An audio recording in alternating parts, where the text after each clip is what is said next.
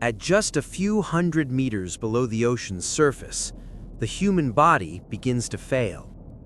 Your lungs compress, your blood chemistry changes, your sense of direction disappears. Even with modern equipment, a human cannot survive here for long. And yet, this depth is still considered shallow ocean. Because far below this point, there is a place where pressure becomes so extreme that steel bends inward, glass implodes, and electronics fail without warning. A place so hostile that every rule of biology we understand says life should not exist. And yet, it does. At the deepest parts of our planet, beneath miles of crushing water, there is an entire layer of the ocean where living creatures do not just survive, they depend on conditions that would kill us instantly. This is not a story about monsters. It's a story about how wrong we might be about the limits of life itself. This is the ocean layer where life should not exist. When most people think about the ocean, they imagine sunlight, blue water, coral reefs, schools of fish moving in slow, elegant patterns. This is the part of the ocean we understand. Within the first 200 meters, sunlight still penetrates the water. Plants can grow. Photosynthesis is possible. This region is known as the sunlight zone. Almost all marine life depends on it. Food chains make sense here. Energy flows from the sun to plants to animals. Even predators rely indirectly on sunlight reaching the surface.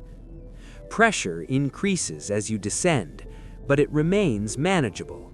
The rules of life still apply. This is the ocean humanity has explored, studied, and mapped with confidence. But the ocean does not stop here, and life does not stop obeying physics. It starts rewriting biology. Below the sunlight lies the twilight zone. Here, light fades into darkness, colors vanish, shadows stretch longer. Strange creatures begin to appear. Fish with oversized eyes, animals that glow in the dark, bioluminescent flashes used to hunt, confuse, or communicate.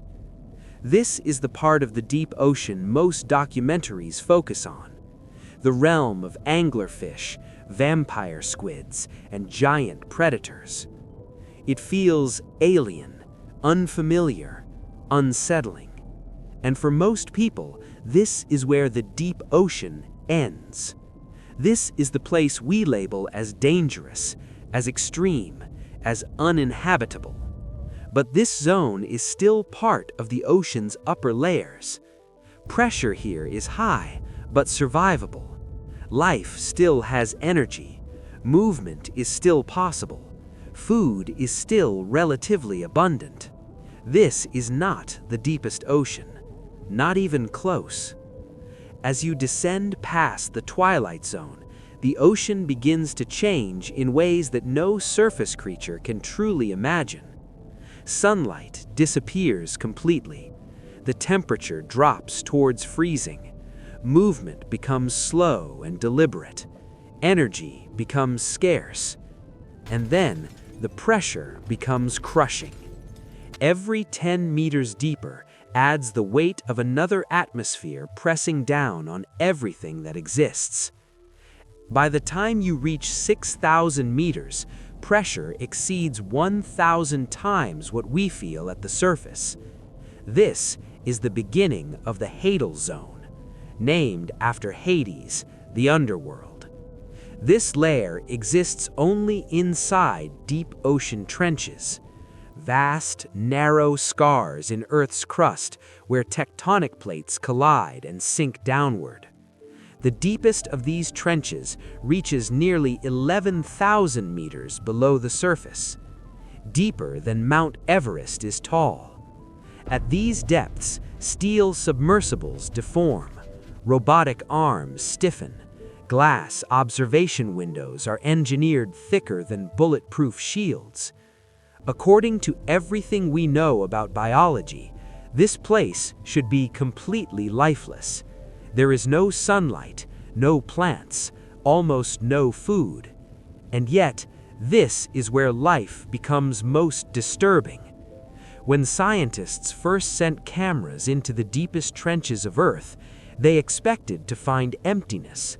Instead, they found movement.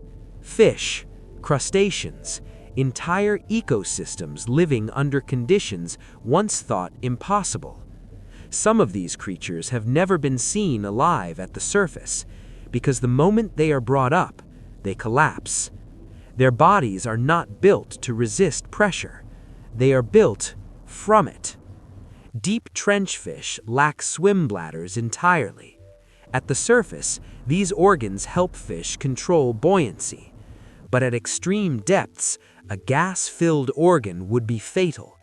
So these animals evolved without one. Their cells are chemically reinforced.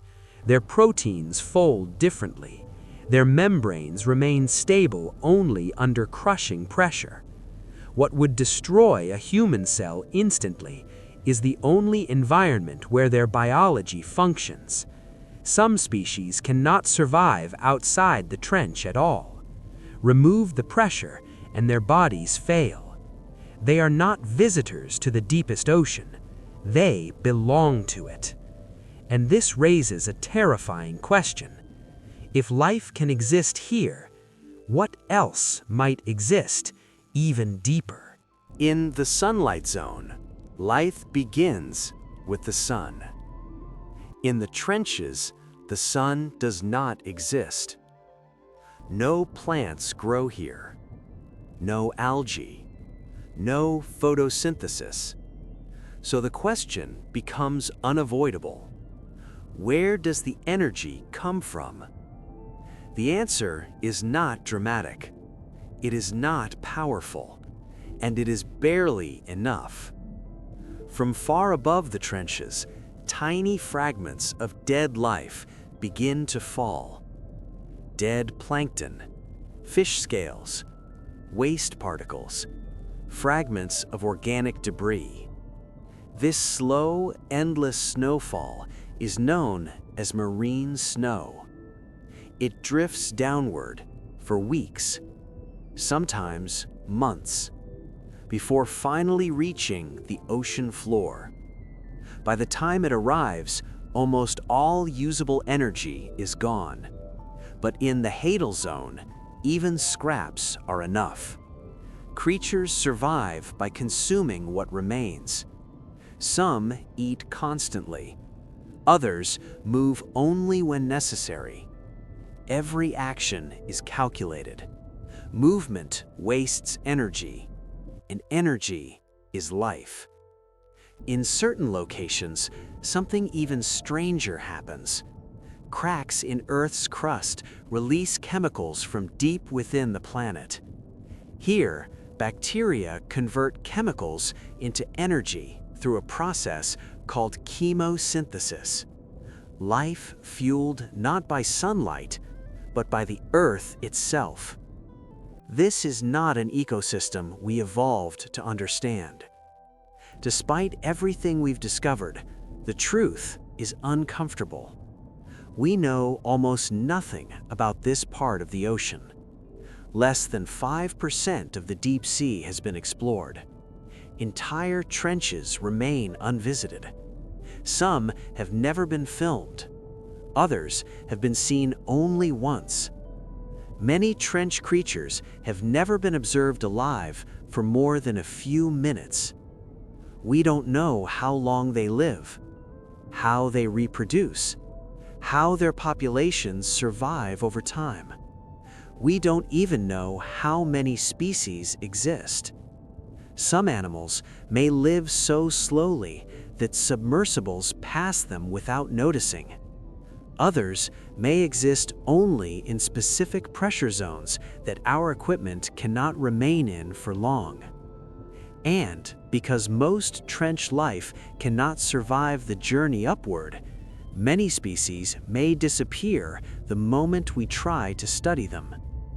This is life that resists observation, life that refuses to be brought into the light.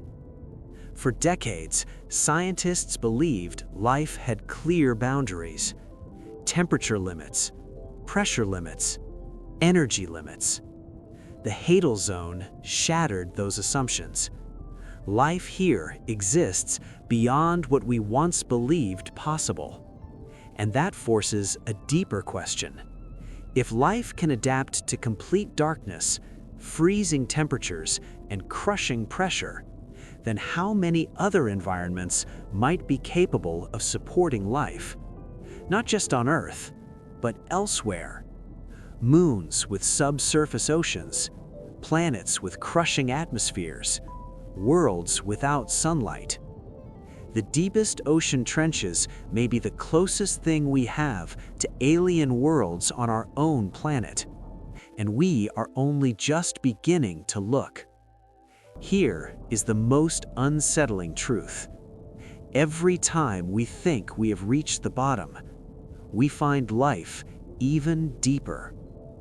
Every limit we set gets broken, and there may be depths we cannot reach at all. Pressures too extreme, conditions too unstable, zones too hostile even for machines. If life exists there, we may never see it, not because it is hiding, but because it exists beyond our ability to observe. And that means the deepest parts of our planet may never fully reveal what lives within them. The ocean trenches are not empty. They are not silent. They are not dead. They are filled with life that thrives where survival should be impossible. Life that does not fight the pressure. Life that requires it. If creatures can exist under miles of crushing water, then perhaps the limits we place on life are not real limits at all. Perhaps they are simply the limits of our understanding. And as we continue to explore the deep, one truth becomes impossible to ignore. The most extreme life on Earth is found not in space, but beneath our own oceans, waiting.